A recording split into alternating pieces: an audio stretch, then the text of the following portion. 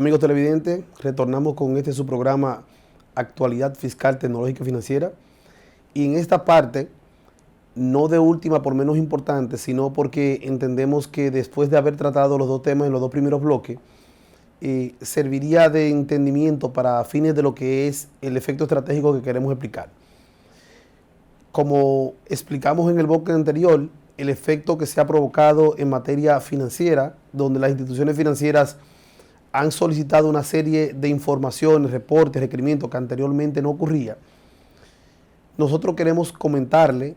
tratarle a los contribuyentes, a los clientes y al público general todo lo referente al tema de actualidad que en materia financiera e impositiva será el efecto que va a revolucionar el funcionamiento de las empresas hoy día. Ese concepto en materia de asesoría impositiva o asesoría financiera lo hemos llamado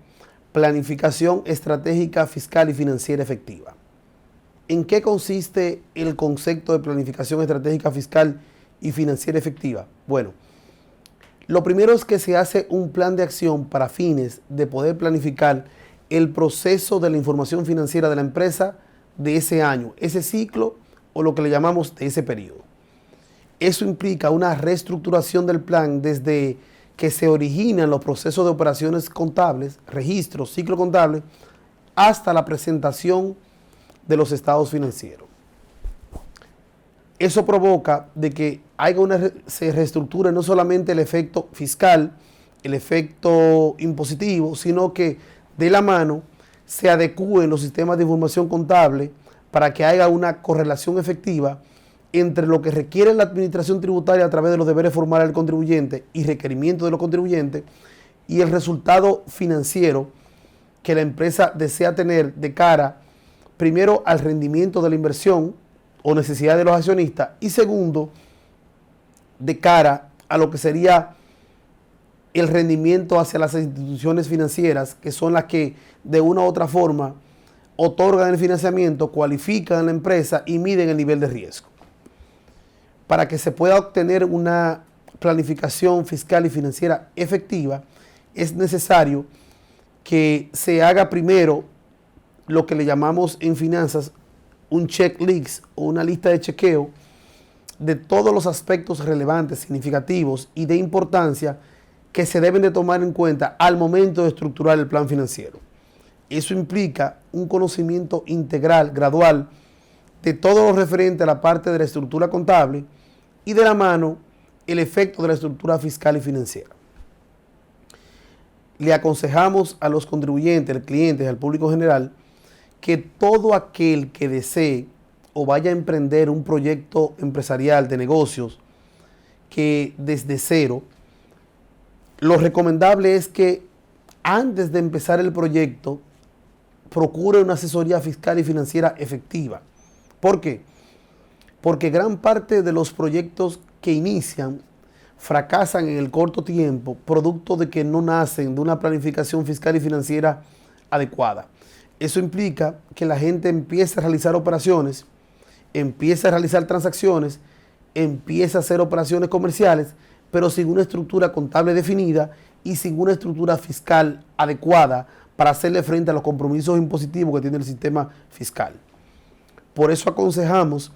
que conjuntamente con el efecto del desarrollo del emprendimiento de negocio o el proyecto, se haga un efecto de planificación fiscal financiero simulado,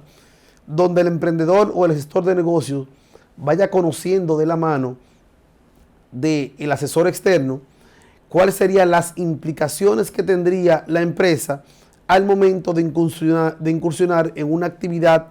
o en un nicho de mercado X. Eso implica la estructura financiera, la estructura contable, la estructura de financiamiento y sobre todo la estructura impositiva.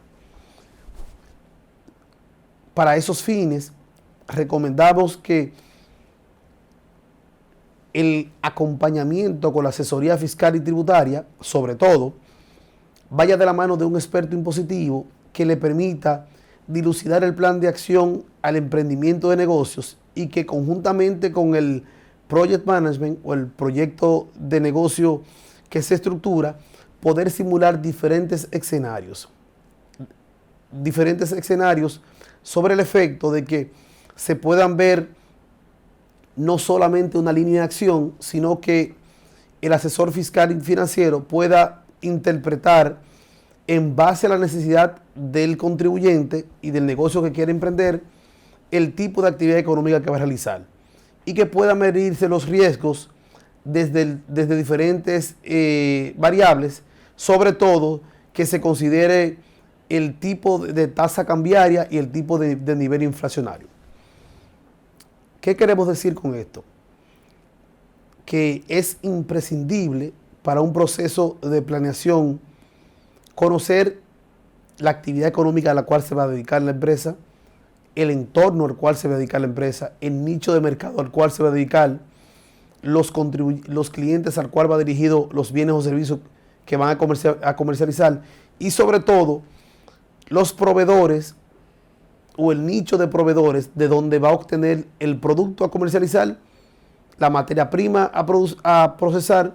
y los servicios a prestar. ¿Por qué decimos eso, jóvenes? Porque si no es menos cierto que toda actividad económica se sostiene producto de un flujo de comercio, el proceso COVID y post-COVID nos enseñó que cuando no se tienen varias alternativas en materia de cliente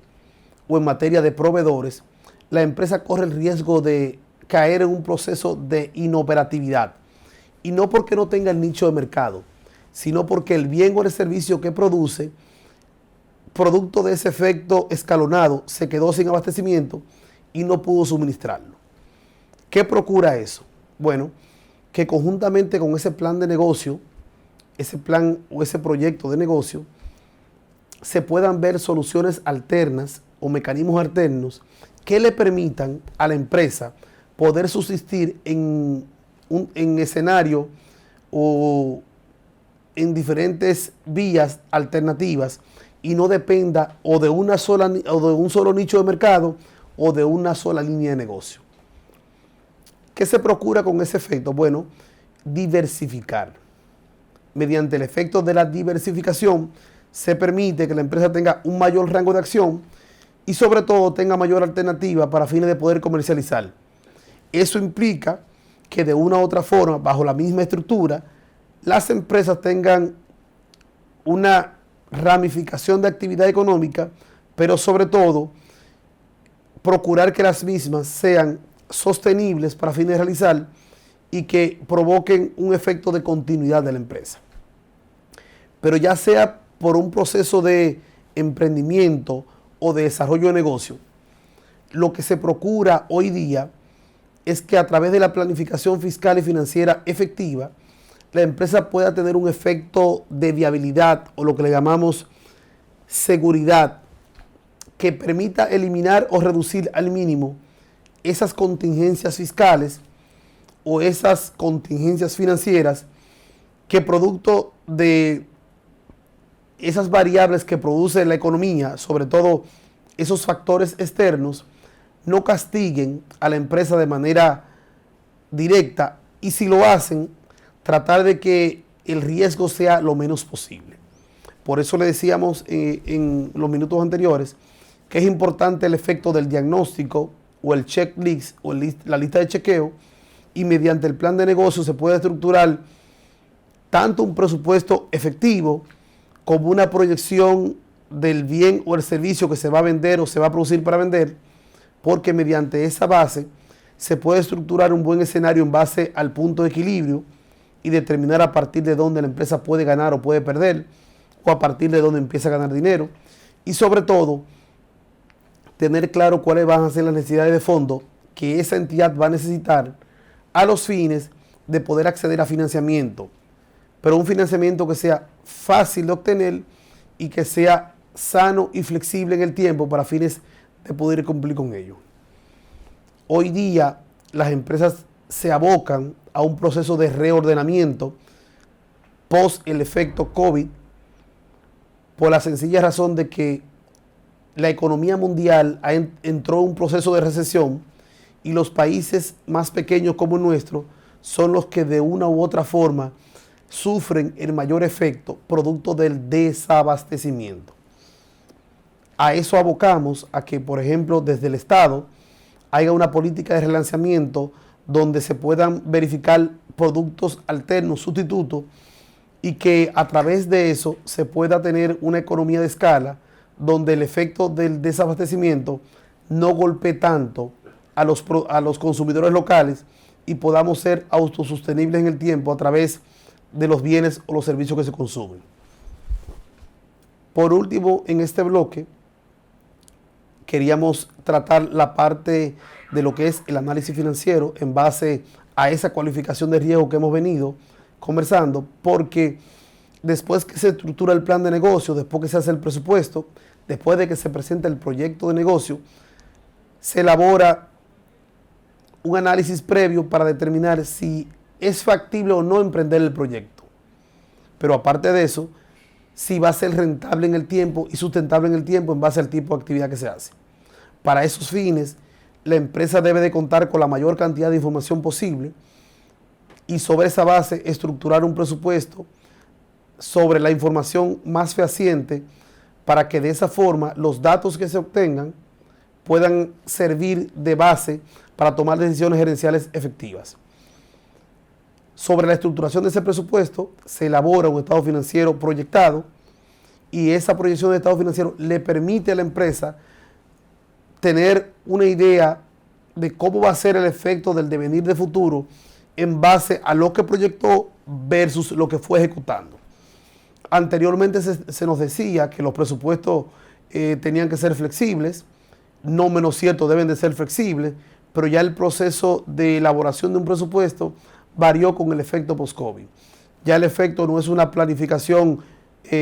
a 6 meses o a un año, sino que yo entiendo que dependiendo del tipo de proyecto, sobre todo los que nacen de manera inicial, deben de tener una planificación mensual, porque en el caso de nosotros hay 3 factores que pueden determinar el éxito o el fracaso de una empresa. Primero, son los factores externos de la economía mundial. Segundo, en el caso de nosotros, el efecto de la tasa cambiaria. Y tercero, el efecto de la inflación. Para esos fines, se procura de que a través de la elaboración del presupuesto y los estados financieros proyectados, las empresas tengan la mayor cantidad de información posible para que las decisiones gerenciales que tomen sean lo más efectivas y por ende puedan obtener el mayor provecho posible en términos de la actividad económica que realizan. En finanzas nos enseñan de que quien maneja información maneja poder, pero quien maneja información efectiva, ya que mediante esa información usted puede tener una ventaja competitiva hacia el resto del entorno con el cual usted compite. ¿Por qué? Porque mediante esa información usted va a poder obtener datos que le va a permitir estructurar una estrategia sobre el efecto de la realidad y sobre esa base los resultados y las desviaciones van a ser mínimas a nivel de riesgo. El último aspecto que le queríamos comentar en este bloque, después de medir el plan de negocios, después de medir el proyecto de presupuesto en el corto plazo, después de tener información financiera proyectada, después de hacer un plan de seguimiento para medir el nivel de efectividad de todo lo anteriormente dicho, las empresas tienen que tener un efecto de seguimiento continuo en base a lo que son los niveles de riesgo. Pero niveles de riesgo, ¿en qué sentido? Niveles de riesgo en la parte financiera y niveles de riesgo en la parte de operatividad. Eso implica que debe de tenerse un control estricto de todas las variables que puedan afectar las líneas de negocio a lo interno y a lo externo de la empresa. Pero también la empresa tiene que tener un nivel de seguimiento continuo en base a esos factores exógenos que no controlamos, que de una u otra forma, aunque no sean internos, inciden de manera directa en nuestra economía y son los que provocan esos desbalances que de una u otra forma dan al traste con el desabastecimiento y sobre todo con la estratificación económica. Por eso, cuando se tienen niveles de control, se procura la optimización de manera integral de todos los rubros y de todas las variables que afectan a una entidad. ¿Para qué? Para que cuando en épocas de crisis no se pueda ganar dinero en términos de rendimiento, por lo menos no se pierdan recursos producto del descontrol y producto de que se utilicen bienes, servicios, materiales, materia prima por encima de lo que realmente se amerita. Eso implica de que hoy día lo más importante dentro de una organización es el factor humano, es el recurso humano. Por ende, les recomendamos a las entidades que su capital humano, su recurso humano, sea lo más eficiente posible, pasen por procesos de adecuación, de entrenamiento, de adiestramiento, de capacitación continua. ¿Para qué? Para que de una u otra forma esa eficiencia operativa que produce la gestión humana se transfiera en resultados positivos dentro de la empresa. En términos de lo que es las operaciones,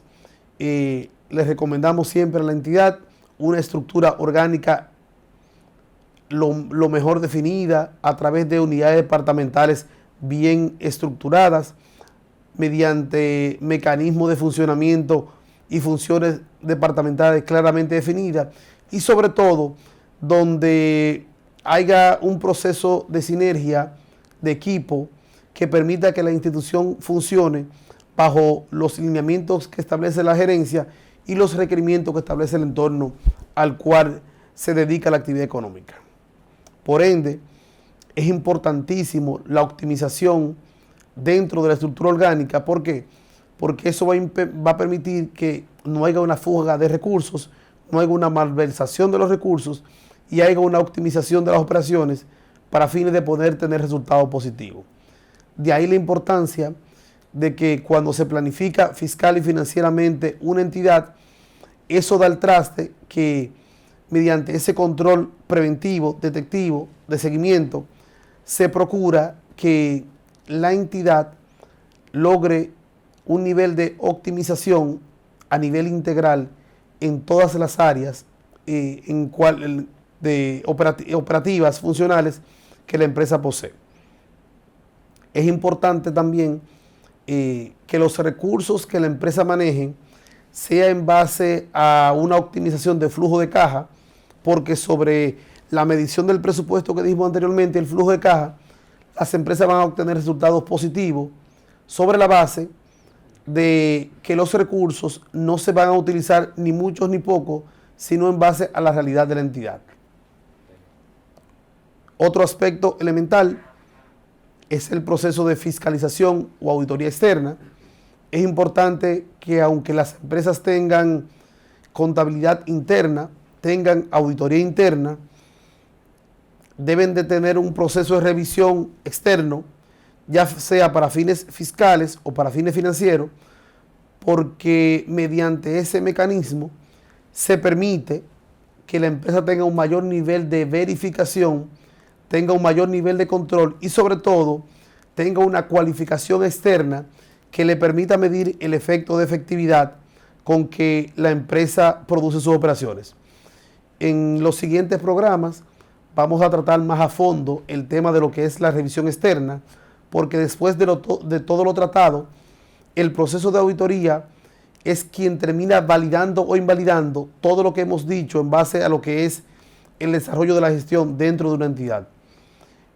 Para nosotros ha sido un placer compartir esta tarde con ustedes y les sugerimos que nos sigan en nuestro canal de YouTube y en iTelevisión todos los domingos de 4 a 5 de la tarde. Pasen buenas y nos vemos el próximo domingo.